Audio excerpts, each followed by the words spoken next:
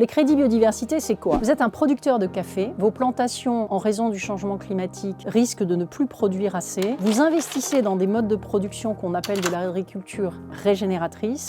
Vous choisissez d'autres plants, vous économisez l'eau pour faire cette transformation, cette transition vers un mode de production plus respectueux de la nature. Vous voulez pouvoir mesurer les gains et les traduire de manière financière. Eh bien, on espère qu'à l'avenir, nous pourrons mettre au point des crédits biodiversité. Donc, ce sont des unités mesurables pour voir le gain ou la destruction d'espaces naturels. C'est le moyen de canaliser des fonds privés vers des actions de conservation et de restauration. Faire en sorte que des entreprises qui ont envie de contribuer à la restauration de la nature dans un pays où elles sont implantées puissent mesurer de manière fiable que leur action va avoir un effet sur la nature. Vous investissez dans une plantation de café à un endroit donné, ou une plantation de cacao en Côte d'Ivoire, ou dans une mangrove qui se trouve dans un autre pays. Ça n'est pas la commercialisation de la nature, ça n'est pas la porte ouverte à la compensation. Nous avons été très clairs dans le panel dont j'étais co-chair, et ce panel a essayé de fixer des règles de manière à éviter que l'émission de crédits biodiversité se fasse de manière sauvage. Les crédits biodiversité n'ont pas vocation, en tout cas pas pour l'instant, à s'échanger dans une sorte de grande bourse mondiale. C'est presque plus du financement de projets au sens de l'aide au développement, de ce que fait la Banque mondiale, de ce que fait en France l'AFD par exemple. C'est lié intrinsèquement à des projets et à des types d'écosystèmes.